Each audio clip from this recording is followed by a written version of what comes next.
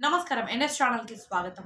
గత అసెంబ్లీ ఎన్నికల్లో ఉమ్మడి ఆదిలాబాద్ జిల్లా ఇంద్రవెల్లి నుండి సమరశంఖం పూరించి రాష్ట్రంలో కాంగ్రెస్ పార్టీ అధికారంలోకి వచ్చిందని సీఎం రేవంత్ రెడ్డి అన్నారు। నిర్మల్ జిల్లా కేంద్రంలో కాంగ్రెస్ పార్టీ నిర్వహించిన జన జాతర బహిరంగ సభలో ఉద్దేశించి సీఎం మాట్లాడారు।